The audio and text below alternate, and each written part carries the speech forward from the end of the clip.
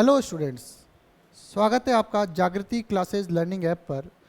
तो बच्चों, हम पढ़ रहे थे चैप्टर तीसरा, सरल रेखा में गति। किसमें भाई? सरल रेखा में गति। तो सरल रेखा में गति में अपन ने देखा था कि अगर कोई सीधी गति में या नंबर लाइन या संख्या रेखा पर कोई चीज़ गति कर रही है तो उस तरह की जो गति होती है वो सरल रेखीय गति होती है, जैसे सीधी सड़क पर कार की गति। क्लियर? तो इसमें अपन ने काफ़ी हद तक देख लिया था। अब अपन ने यहाँ पे क्या देखा है, देखो अपन ने क्या क्या देख लिया इसमें। इसमें अपन ने सबसे पहले देखा विस्थापन, देख लिया, पढ़ लिया भाई। दूरी को पढ़ लिया, वेग पढ़ लिया, चाल पढ़ लिया, और इसमें औसत औसत सब पढ़ लिए। तो अपन ने ये सब तो यहाँ तो पढ़ चुके। अब इधर देखिए, अब बढ़ते अपन आगे। इससे रिलेटेड एक टॉपिक है, वो भी मैं बता दूं। तो औसत वेग और औसत चाल का सूत्र भी मैंने आपको बताया था। औसत वेग और औसत चाल। तो औसत वेग औसत चाल पे एक सवाल करते हैं, बढ़िया क्वेश्चन से शुरू करते हैं।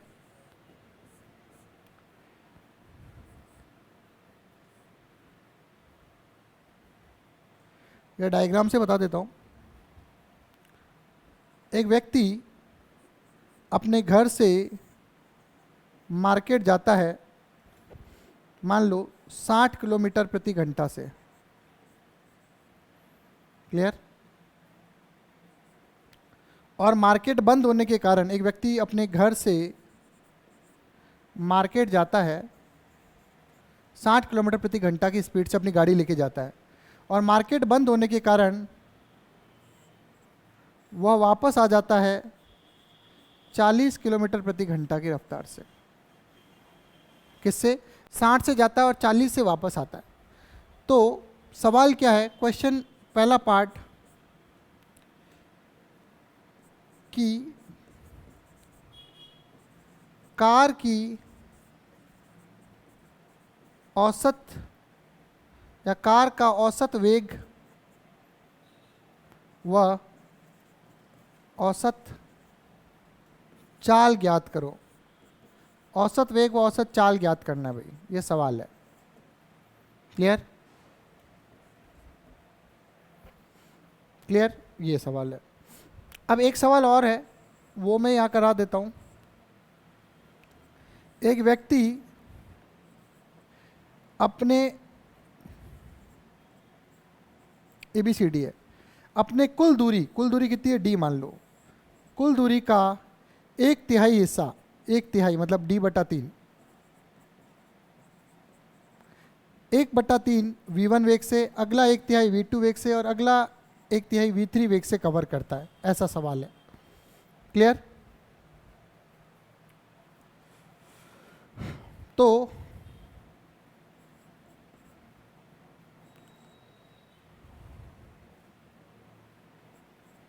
व्यक्ति की औसत चाल व औसत वेग ज्ञात कीजिए।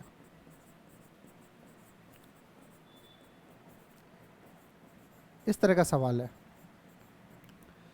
और यहाँ अगर ये चीज़ है तो इसको एक और पार्ट में कन्वर्ट कर सकते हैं। अगला पार्ट मैं ऐड करता हूँ, एक और सवाल, तीनों सवाल मैं लिख लेता हूँ, फिर तीनों को एक्सप्लेन करूँगा। Question number 3।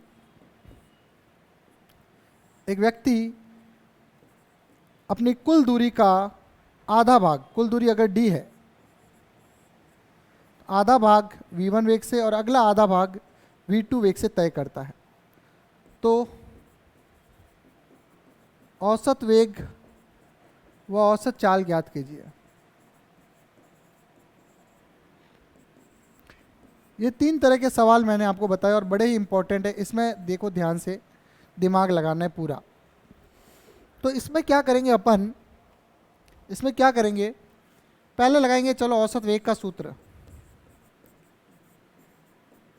लेकिन जब कोई एक ही दिशा में गति करता है, सीधी रेखा में, देखो वापस टर्न नहीं किया, एक ही दिशा में जा रहा है, तो अपने को मानना पड़ेगा जब एक ही दिशा में जाएगा, जब एक ही दिशा में जा रहा है तो अपने को पता है कि विस्थापन बराबर दूरी होता है, होगा। तो औसत चाल या औसत वेग भी औसत चाल के बराबर होगा परिमाण में। परिमाण में दोनों बराबर होंगे। क्लियर, ये प्लस माइनस हो सकता है, वो तो प्लस ही होगा, तो ये इसके बराबर होंगे। क्लियर, जब एक ही दिशा में गति करता है, सीधी सरल रेखा में गति करता है, तो विस्थापन और दूरी बराबर होंगे और औसत वेग और औसत चाल भी बराबर होंगे। तो औसत वेग निकालो, औसत चाल निकालो, दोनों ही सेम आंसर आएंगे क्योंकि ये एक ही दिशा में। क्यों? क्योंकि विस्थापन उतना ही है जितनी दूरी है। तो औसत वेग का सूत्र क्या होता है? कुल विस्थापन बट्टा कुल दूरी। क्लियर, देखो क्वेश्चन नंबर 4 भी बता देता हूं। अगर व्यक्ति यहाँ से, ये वैसे पहला सवाल बताया वही है कि d दूरी v1 वेग से और वापस d दूरी वापस आते टाइम v2 वेग से, जाते टाइम v1 वेग से और आते टाइम, भाई गया तब v1 वेग से गया, d दूरी तय करी, वापस आया तब v2 वेग से d दूरी तय करी। ये होता तो क्या है, जाने के बाद वापस आने वाली चीज़ है, तब इसमें क्या होगा, विस्थापन और दूरी अलग होगा। अब इस केस में विस्थापन और दूरी दोनों अलग अलग होगा, लेकिन जब एक ही दिशा में जा रहा है, वापस टर्न होके नहीं आ रहा है, तब औसत चाल और विस्थापन और दूरी समान होंगे, तो औसत वेग औसत चाल भी समान होंगे। तो औसत वेग का सूत्र आप कहीं भी हो, कुल विस्थापन बट्टा कुल विस्थापन बट्टा कुल समय। क्लियर, ये आप ध्यान रखो। अब औसत वेग की बात आ गई, तो आप देखिए औसत वेग क्या होता है, कुल विस्थापन, तो टोटल विस्थापन कितना है, d/2 d/2। तो मैंने कहा भाई कुल विस्थापन तो टोटल कितना हुआ, d/2 plus d/2, total d ही हुआ, ज़्यादा दिमाग लगाना नहीं है। समय, तो मैंने माना कि समय लगा यहाँ t1 और यहाँ समय लगा कितना, t2, तो कुल दूरी बटा कुल समय हो गया। क्लियर, अब t1 और t2 तो अपन ने बच्चों माना है, तो t1 और t2 जब अपन ने माना है तो t1 t2 निकालने पड़ेंगे। तो समय क्या होता है, समय होता है दूरी बट्टा चाल। तो t1 इधर निकालेंगे, t1 कितना होगा, दूरी कितनी है d/2, चाल कितनी है v1, तो ये हो जाएगा d/2 v1, और t2 कितना हो जाएगा d/2, दूरी चाल कितनी है v2, तो ये हो जाएगा d/2 v2। इतनी गणित तो आपको आती होगी, मैं यहाँ पे मान रख दूंगा, d/2 ये हो गया d, और यहाँ पे मैं रखूँगा d/2 v1 plus d/2 v2। d यहाँ पे पड़ा है, d/2 आ गया कॉमन, ये हो जाएगा 1/v1 प्लस 1/v2। d से d कटा, 2 चला जाएगा ऊपर, तो 2 गया ऊपर, ये आ गया वो नीचे 1/v1 प्लस 1/v2। अब क्या हो जाएगा, अब कुछ नहीं होगा, लसअप v1 v2 cross multiply, multiply cross multiply v2 plus v1, ये हो जाएगा भाई, लसअप वसअप लेके, इतना तो गणित आता ही होगा। अब क्या होगा, अब आपको पता है एक साथ है, तो अब क्या होगा 2 इंटू, ये उल्टा हो जाएगा इधर जाके, v1 v2 upon v1 plus v2। तो आंसर कितना आएगा, 2v1 v2 upon v1 plus v2। ये क्या हो जाएगा, औसत वेग हो जाएगा या औसत चाल हो जाएगा। मैंने आपको बताया दोनों ही सेम आएंगे क्योंकि दूरी और विस्थापन समान है, तो औसत चाल बोलो या औसत वेग बोलो। ये सवाल बहुत ही इम्पोर्टेंट है, और सरकारी नौकरी के लिए जो कंपटीशन एग्ज़ाम होते हैं उनमें ये सवाल अक्सर आता है, ये आप ध्यान रखना कंपटीशन एग्ज़ाम में इस तरह का सवाल। क्लियर, क्लियर, तो यहाँ वाला सवाल है, देखो ये सूत्र से कर सकते हो, ये आप कर सकते हो, ये वाला सवाल है। अब इसमें क्या जाके वापस आ रहा है तो फर्क है, तो अपन देखो क्या करें, औसत वेग निकाले पहले या औसत चाल निकालते पहले। औसत चाल, कुल दूरी बटा कुल समय, कुल दूरी औसत चाल, कुल दूरी कितनी है, तो माना मैंने कहा भाई d जाते टाइम और d आते टाइम, गया तब d थी, अब आया तब तो d प्लस डी, और कुल समय, समय तो t1 t2 माना। फिर मैंने आपको बताया था t1 t2 ज्ञात करना पड़ेगा, तो मैंने कहा भाई इसका समय t1 वापस आते का t2, और समय बराबर क्या होता है, दूरी बट्टा चाल, d/60, और ये हो जाएगा d/40, दूरी बट्टा चाल। अभी बताया था, कन्वर्ट नहीं कर रहा मैं किलोमीटर प्रति घंटा को, ज़रूरत पड़ेगी तब करेंगे, अभी ज़रूरत नहीं है। तो ये हो जाएगा 2d, और ये हो जाएगा d/60 प्लस डी अपॉन 40। यहाँ से आया 2d और यहाँ से अपन ने कॉमन ले लिया तो अपन ने d कॉमन लिया सिर्फ, और अंदर क्या बचा 1/60 प्लस 1/40। फिर यहाँ पे देखिए d से d तो कट गया, वही वाला आएगा देखना 60 × 40 और 60 + 40, तो ये हो जाएगा 2, ये हो जाएगा 60 × 40 ऊपर आ जाएगा और 60 + 40 कहाँ आ जाएगा नीचे। 60 + 40 कितना होता है 100, तो 100 से 0 से 0 गया, 0 से 0 गया। क्लियर? तो कितना हुआ 24 और 2 48। तो अपना आंसर कितना आएगा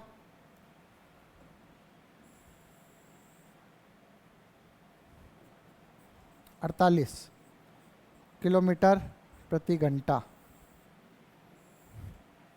अब बात करते हैं औसत चाल हो गई, अब बात करेंगे औसत वेग की। अब किसकी बात करेंगे? औसत वेग की। औसत वेग क्या होता है? कुल विस्थापन बटा कुल समय। अब आपको पता है कि ये यहाँ से जब यहाँ गया और वापस आया तो विस्थापन कितना हो गया 0, तो 0 बटा कुल समय, तो आंसर कितना आएगा 0। आंसर आएगा 0।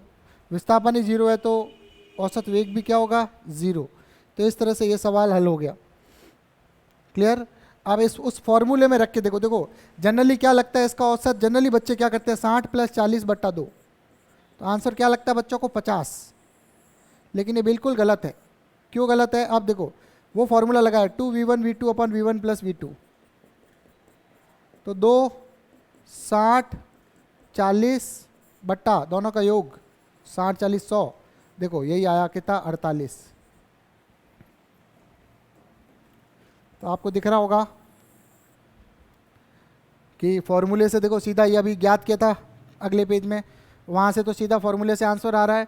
लेकिन अगर 60 + 40 बटा 2 करोगे, ये भी ऑप्शन में रहता है, ABCD ऑप्शन आते हैं ना कंपटीशन में, तब ये भी ऑप्शन में रहता है, तो बच्चे 50 ही लगाते हैं, लेकिन 50 गलत है। आंसर क्या होगा 48, ये ध्यान रखना। और वेग और चाल में आपको अंतर समझ में आ गया होगा। वेग पूरा डिपेंड करता है विस्थापन पे और चाल डिपेंड करता है दूरी पे। क्लियर? तो ये हो चुका। अब निकालना अपने को ये, अब ये एक ही दिशा में। क्लियर? अब ये एक ही दिशा में, तो इसको मैं करता हूं। कैसे करेंगे?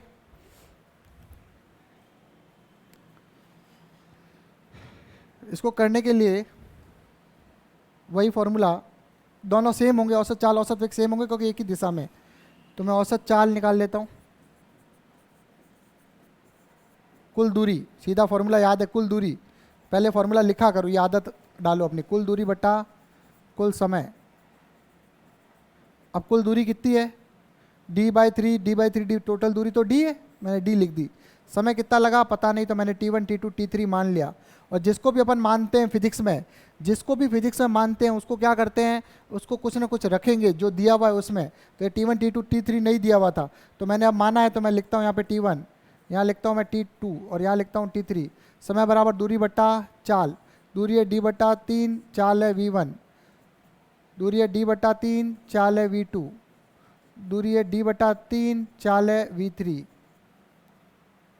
अगर इनको सही से व्यवस्थित करके रखे तो देखो ध्यान से, इसमें स्पेस कम है इसलिए मैं इस तरह से कर रहा हूँ। ठीक है? d/3 v1, d/3 v2 और d/3 v3। यहाँ तक किसी को दिक्कत है तो बताओ भाई। समय टोटल कुल दूरी बट्टा कुल समय, तो कुल दूरी तो थी d/3 d/3 d/3 को जोड़ोगे तो भी d आएगी, वैसे d मानी है। जब दूरी दी हुई नहीं होती है तो अपन मानेंगे, जब दूरी दी हुई नहीं होगी तो अपन मानेंगे, और दूरी वैसे भी कट जाएगी तो वैसे भी जो माना है वो कट जाएगा, तो उससे अपने को कोई मतलब भी नहीं है। तो d/ टोटल समय 3 भाग में, तो t1 t2 t3 लगा। t1 मैंने निकाल दिया, समय बराबर होता है दूरी बट्टा चाल। मैंने बताया समय कितना होता है दूरी बट्टा चाल, समय बराबर दूरी बट्टा चाल। तो यहाँ से यहाँ तक की दूरी d/3 थी और चाल v1 थी, तो d/3 बट्टा v1, d/3 बट्टा v2, d/3 बट्टा v3, तीनों के टाइम मैंने रख दिए। अब मैं क्या करूँगा d/3 ले लूँगा कॉमन, बड़े प्यार से ये कॉमन आ गया और ये बचा 1/v1 प्लस, ये प्लस है, प्लस 1/v3, ये कट गया तो 3 आ गया ऊपर, लसअप आ गया v1 v2 v3। अब v1 से भाग देंगे तो आएगा v2 v3 v3 v1 और v1 v2,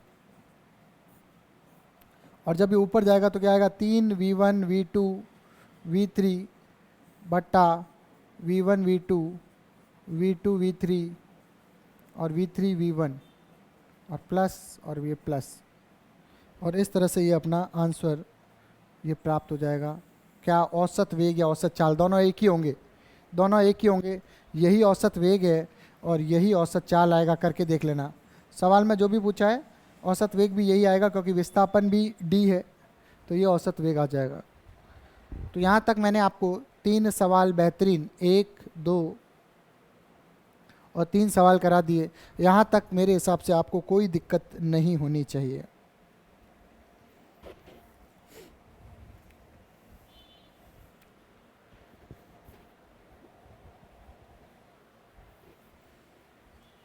फिर किताब के उदाहरण और सवाल बाद में एक साथ करते चलेंगे, अभी अपन इसी पे फोकस करते हैं। फिर अपन चलते हैं अगले में।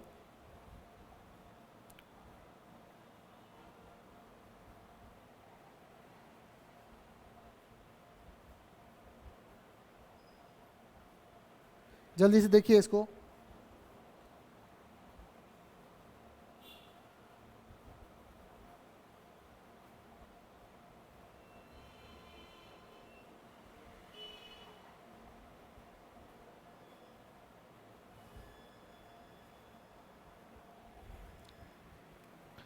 अगला टॉपिक है त्वरण।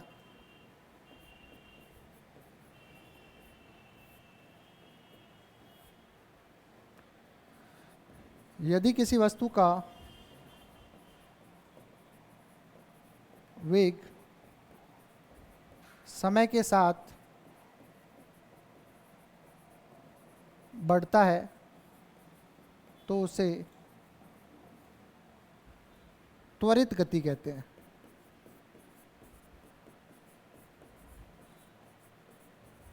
तथा यदि वस्तु का वेग समय के साथ घटता है, समय तो बढ़ेगा ही, उसमें तो कोई बड़ी बात नहीं है। समय कभी घटता है क्या? अभी मान के चलो शाम के 6 बजे हैं, तो वापस शाम के उसी तारीख को 5 बज सकते हैं क्या? नहीं बज सकते। तो समय तो बढ़ेगा ही। तो समय के साथ घटता है तो उसे समय हमेशा बढ़ेगा ही, ध्यान रखना। उसे अवमंदित गति, अवमंदित गति कहते हैं। इंग्लिश में इसको बोलते हैं एक्सेलरेशन।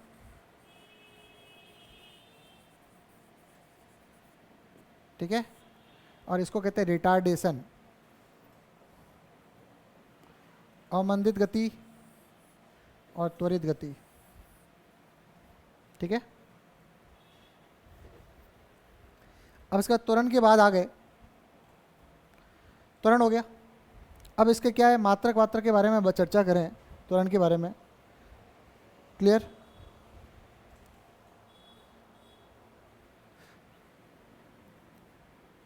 ये कहते हैं। ठीक है, अब क्या है अगले पैराग्राफ से, समय के साथ वेग में परिवर्तन की दर को त्वरण कहते हैं।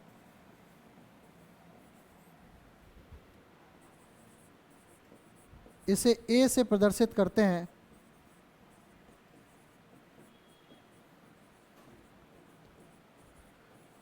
तथा इसका मात्रक मीटर प्रति सेकंड स्क्वायर होता है तथा विमा m0 L1 t-2 होती है। तो ये अपन ने त्वरण के बारे में बेसिक कहानी बता दी।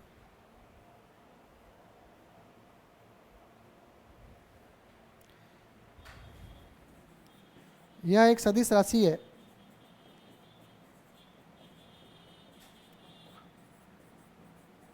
तथा इसकी दिशा सदैव वेग में परिवर्तन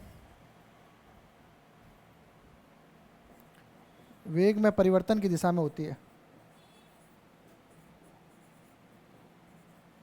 इसकी दिशा सदैव किधर होती है भाई?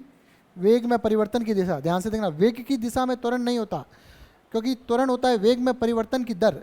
वेग में परिवर्तन की दर को त्वरण कहते हैं। तो इसकी दिशा भी क्या होगी? वेग में परिवर्तन की दिशा। वेग में परिवर्तन की दर को त्वरण कहते हैं। समय के साथ वेग में परिवर्तन की दर को त्वरण कहते हैं। तो वेग में परिवर्तन की जो दिशा होगी वही त्वरण की दिशा होगी, ये हमेशा आप ध्यान रखना।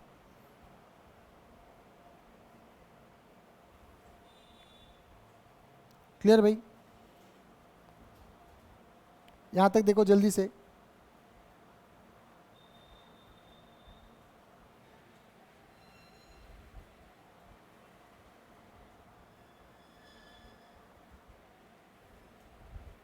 अब देखो अपन यहाँ पे, तो इसमें ये भी लिख सकते हैं, त्वरित गति कहते हैं तथा इसे धनात्मक त्वरण कहते हैं।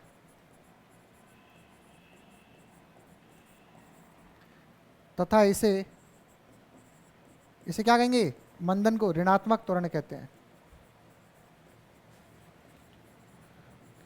लेकिन एक बात बताता हूँ, जो आईआईटी सवाल पूछती है वहां से बताता हूँ, ऋणात्मक त्वरण का मतलब ये कभी भी नहीं है, सुनना, ये सदैव ऋणात्मक त्वरण का मतलब सदैव यह नहीं है कि वस्तु अवमंदित गति कर रही है। ये ध्यान रखना। ऋणात्मक त्वरण का मतलब कभी कभी ये भी हो सकता है कि वस्तु ऋणात्मक दिशा में त्वरित हो रही है। मैं बार बार रिपीट कर रहा हूँ, आईआईटी में सवाल पूछा गया है, ऋणात्मक त्वरण का मतलब कभी सदैव यह नहीं है कि वस्तु अवमंदित हो रही है। ऋणात्मक त्वरण का मतलब कभी कभी यह होता है कि ऋणात्मक दिशा में वस्तु त्वरित हो रही है। ये ध्यान रखना। क्लियर?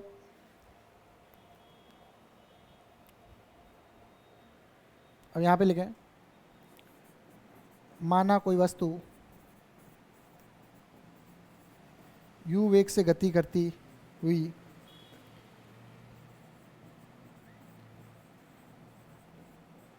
t समय में v वेग को प्राप्त करती है, v वेग को प्राप्त करती है, तो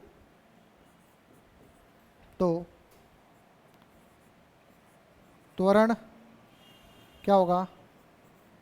अंतिम वेग माइनस प्रारंभिक वेग बट्टा कुल समय।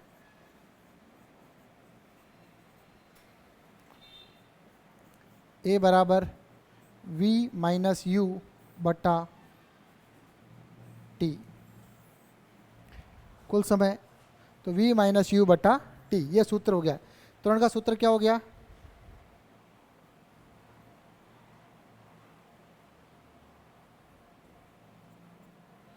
ए बराबर v माइनस यू बटा टी, ये हो गया त्वरण। यहाँ तक मेरे हिसाब से कोई दिक्कत नहीं होनी चाहिए। अब आ जाओ अगले पेज पे, त्वरण के प्रकार। ये आपने पढ़ा होगा पहले भी। अब आता है त्वरण के प्रकार।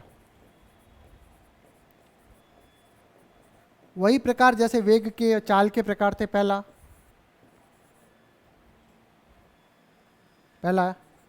एक समान त्वरण,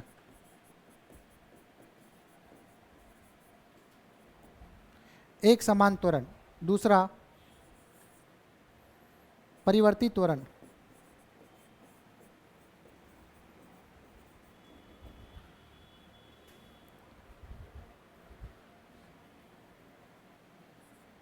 ऐसा त्वरण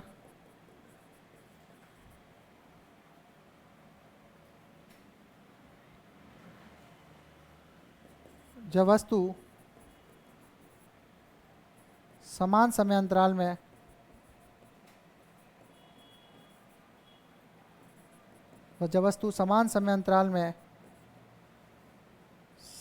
वेग में परिवर्तन समान रूप से करती है।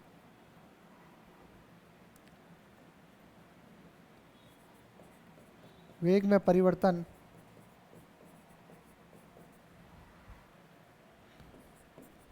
समान रूप से करती है।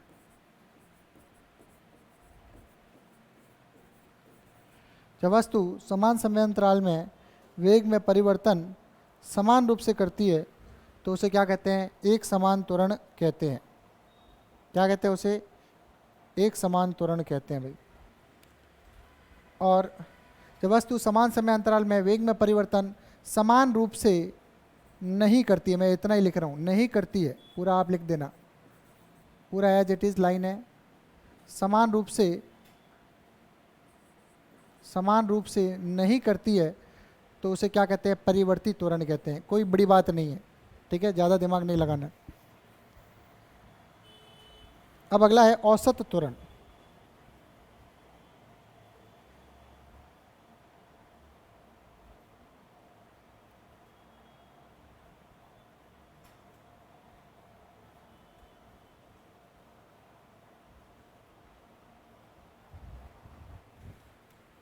तीसरा है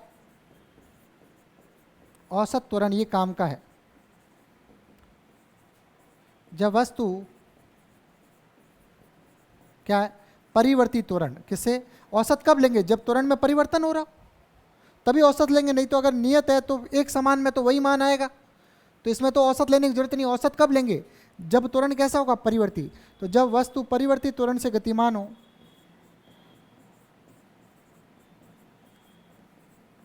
तब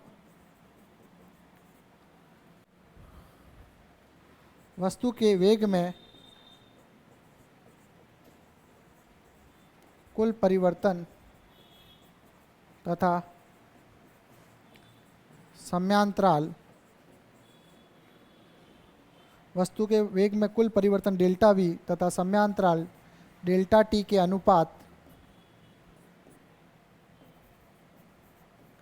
अनुपात को औसत त्वरण कहते हैं।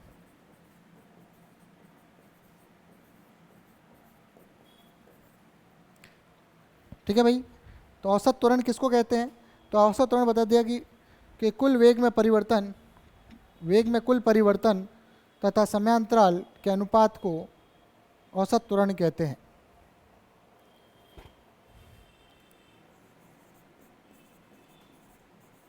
औसत वेग बराबर कुल वेग में परिवर्तन या वेग में कुल परिवर्तन, कुल वेग में परिवर्तन बट्टा समयांतराल।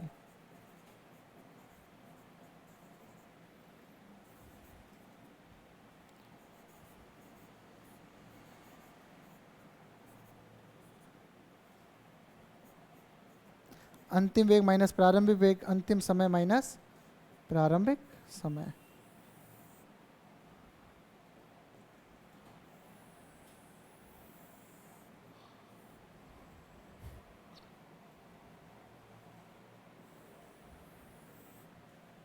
क्लियर? तो ए बराबर delta we upon delta T, ये हो गया फॉर्मूला। ठीक है भाई। अगला है, 3 हो गए। अगला जो काम का है और अति महत्वपूर्ण है वो है तात्क्षणिक त्वरण। चौथा,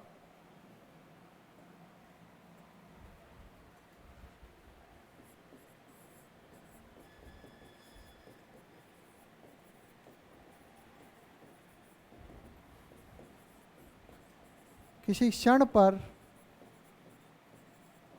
कण के त्वरण को, क्या लिखा? किसी क्षण पर कण के त्वरण को क्या कहते हैं भाई? तात्क्षणिक त्वरण कहते हैं। तो किसी क्षण पर कण के त्वरण को तात्क्षणिक त्वरण कहते हैं। तो किसी तात्क्षणिक, देखो क्षण वर्ड आ रहा है, देखो तात्क्षणिक, तो क्षण पर त्वरण को क्या कहते हैं? तो किसी निश्चित भी लगा सकते हो, निश्चित क्षण पर कण के त्वरण को तात्क्षणिक त्वरण कहते हैं। क्लियर? और सबसे इंपॉर्टेंट और सबसे महत्वपूर्ण यही है।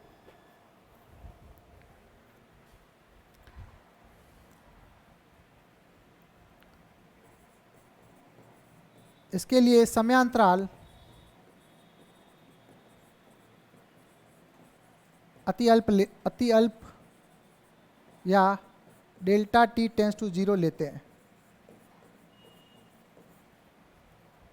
तो आप ये देखिए, समयांतराल बहुत कम लेते हैं, तो अपने को पता है कि औसत त्वरण या तात्क्षणिक त्वरण जो है, अर्थात अब अपन क्या करेंगे, यहाँ पे लिमिट लगाएंगे, ए तात्क्षणिक डेल्टा वी बटा डेल्टा टी, और अपन ने क्या लिमिट लगाई लेते हैं, तो delta t tends to zero लेते हैं, तो अपन ने क्या किया, limit delta t tends to zero लगा दिया इसके आगे। क्लियर? ये ए आई क्या है, तात्क्षणिक त्वरण है, तात्क्षणिक त्वरण। तो अब ये क्या हो जाएगा, ए आई आपको पता है, ये डी हो जाता है तात्क्षणिक। ठीक है, क्योंकि हम जानते हैं वी कितना होता है, D x upon d T, ये अपन ने पिछली क्लास में पढ़ा था। तो 2 व 3 से क्या हो जाएगा, a instantaneous d upon d t और d x upon d t. इसको अपन लिख सकते हैं ए आई को d square x upon d t square. इसका मतलब क्या है ये भी बताता हूँ।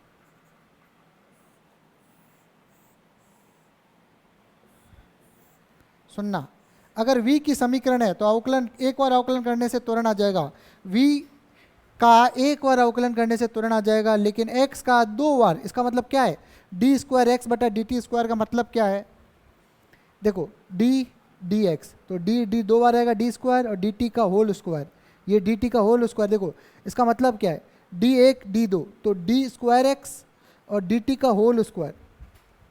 इसका मतलब है x का 2 बार अवकलन करने से त्वरण प्राप्त होगा, और v का एक बार अवकलन करने से तात्क्षणिक त्वरण प्राप्त होगा।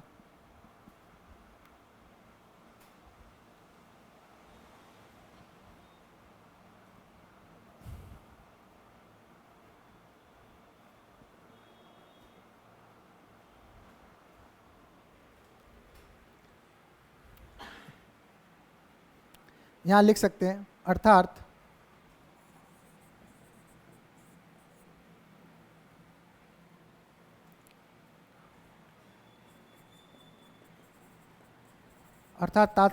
तात्क्षणिक त्वरण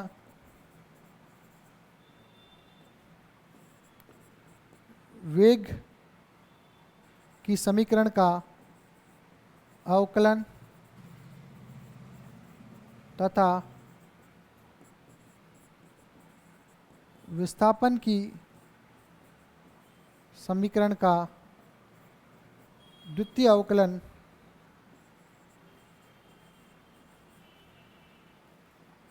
होता है, डबल डेरिवेटिव द्वितीय अवकलन होता है। क्लियर? द्वितीय अवकलन होता है, अर्थात तात्क्षणिक त्वरण जो है वेग की समीकरण का तो एक बार अवकलन करो तथा विस्थापन के समीकरण का 2 बार अवकलन करो तो आपको तात्क्षणिक त्वरण प्राप्त होता है। अब इसके आरेख है, अपन आरेख बाद में पढ़ेंगे, कोई दिक्कत नहीं है, सारे आरेख एक साथ पढ़ेंगे तो अपने को दिक्कत नहीं होनी है।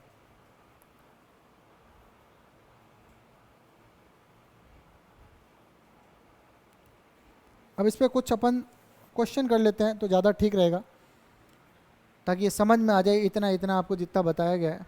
तो अब ये क्वेश्चन और करते हैं। क्वेश्चन है, समीकरण है 5t क्यूब 4t स्क्वायर और 9।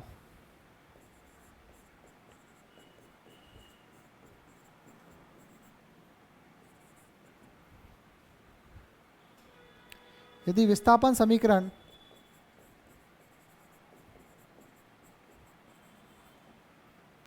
है तो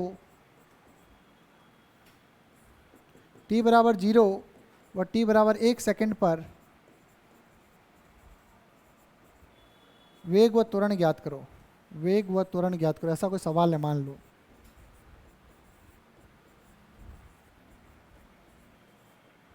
तो इसका क्या करेंगे, x का एक और अवकलन करेंगे dx अपॉन dt, इधर क्या रखेंगे d बटा dt, और ये समीकरण रख देंगे 5t cube 4t square plus 9।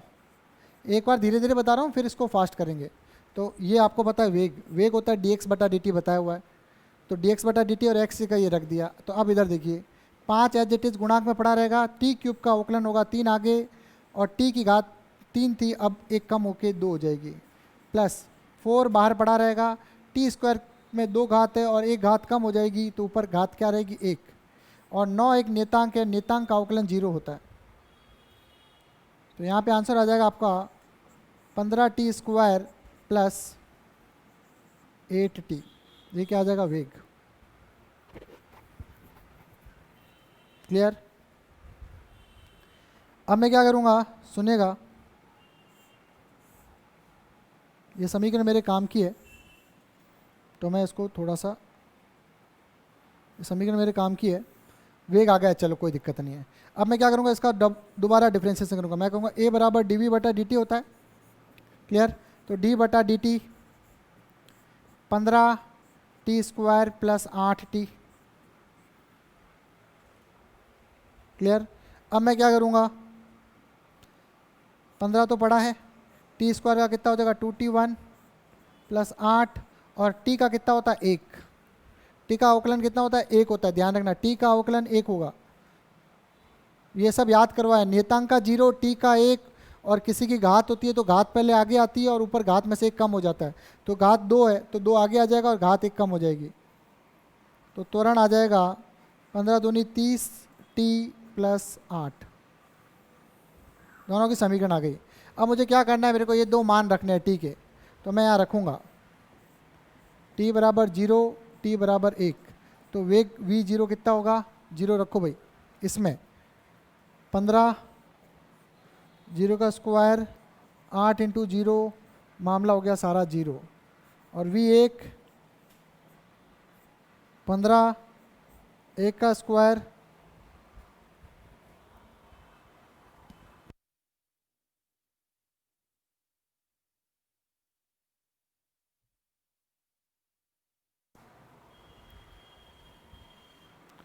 Plus 8 1।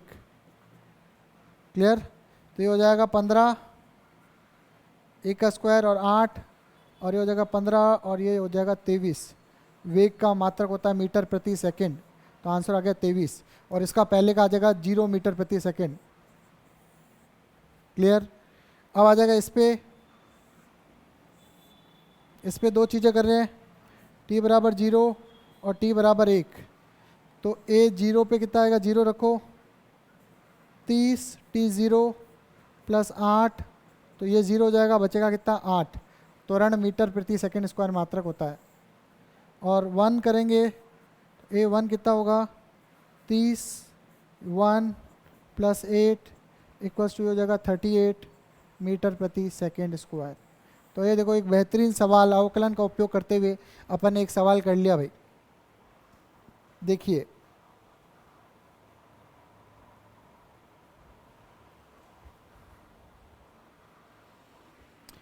तो इस तरह से सवाल अपन ने कर लिया, ये पूरा दिमाग में सेट हो जाना चाहिए। इसी तरह का अन्य उदाहरण आपको एक बार घर पे ज़रूर करना है।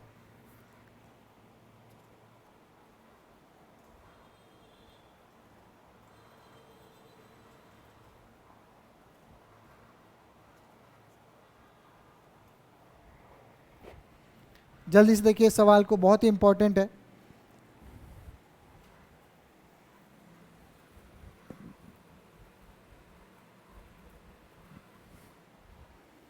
तो एक दो क्वेश्चन और देता हूँ, फिर अगली क्लास में अपन करेंगे गति के समीकरण से शुरू करेंगे। एक सवाल इसी पे आधारित, एक सवाल और मैं अच्छा सा सवाल आपको बता दूं।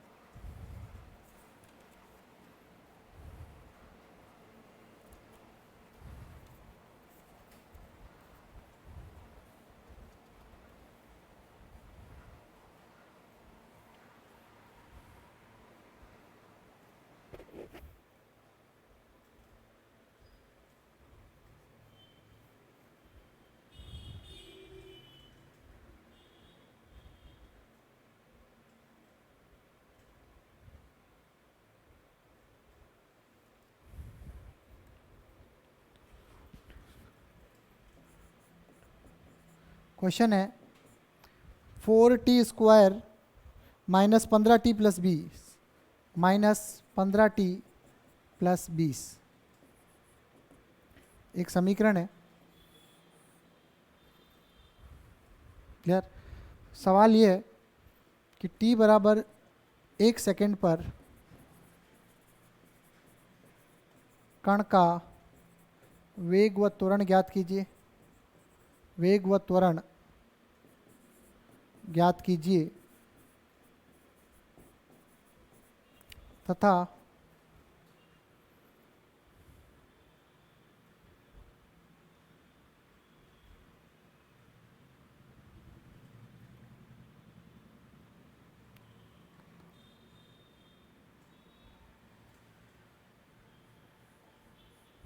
सोलह कर दो इसको, ठीक है। तथा वस्तु के रुकने का समय ज्ञात करो। रुकने का समय ज्ञात करो।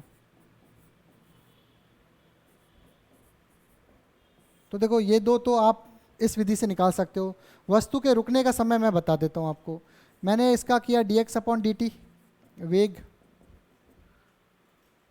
और d/dt ये हो जाएगा 4t² माइनस 16t प्लस 20। तो वेग का समीकरण कितना आ गया? 4t² का अवकलन हुआ 2t1 माइनस 16t का हुआ 1 और नियतांक का हुआ 0। तो v बराबर ये कितना हुआ? 8t minus 16। अब वस्तु के रुकने का, वस्तु जब रुकती है, वस्तु के रुकने या विराम का बोले, रुकने या विराम का जब भी बोला जाए या स्थिर का बोला जाए तो आप हमेशा वेग को 0 रखोगे। मैं क्या बोल रहा हूँ? वस्तु के रुकने का, विराम का, स्थिर बोला जाए तो वेग क्या होगा? 0। जब वस्तु रुक गई तो उसका वेग क्या होगा? 0। जब वस्तु का वेग होगा 0 तो हो जाएगा 8t माइनस 16। तो ये 8t बराबर हो जाएगा 16 और t बराबर हो जाएगा 2 सेकेंड। तो 2 सेकेंड बाद वस्तु एक बार रुकेगी, गलती करती रहेगी लेकिन 2 सेकेंड बाद वस्तु एक बार रुकेगी। तो बच्चों आज की क्लास हम यही समाप्त करेंगे। अगली क्लास में फिर मिलेंगे। इसी तरह आप पढ़ते रहें, प्रैक्टिस करते रहें, लिख लिख के याद करें, ज़्यादा से ज़्यादा क्वेश्चन सॉल्व करते रहें और एकदम मतलब अपनी पढ़ाई में उम्दा मज़ा आ जाना चाहिए। फिजिक्स को फील करना है, आपको एहसास करना है कि यार फिजिक्स इतनी आसान होती है। बस उसको समझना, दिमाग भरपूर चाहिए उसको समझने में। ये चीज़ आपको दिमाग में अपने सेट करनी है और जितनी ज़्यादा प्रैक्टिस करोगे उतनी फिजिक्स आपको आसान लगती जाएगी। और बायो वाले ज़्यादा प्रैक्टिस करें क्योंकि फिजिक्स के कारण ही उनका नीट अटकता है। चाहे बच्चा कहीं कोटा पढ़ रहा हो, दिल्ली पढ़ रहा हो, कहीं भी पढ़ रहा हो, जब उन बच्चों से आप बात करोगे तो यही कहेंगे यार फिजिक्स कठिन है। फिजिक्स कठिन उनको इसलिए लगती है क्योंकि वो 11th-12th को तो हल्के में लेते हैं, लाइटली, और 12th के बाद जब कोटा जाते हैं तब कोटा में जब शिक्षक पढ़ाते तो वो यही कहते हैं 11th में आपने ये पढ़ा होगा, और बच्चा कहते भाई हमने तो पढ़ा ही नहीं। तो उसको कम्युनिकेशन सेट करने में बहुत टाइम लग जाता है। इसलिए 11th-12th NCERT आपको बेस तैयार करना अति आवश्यक है।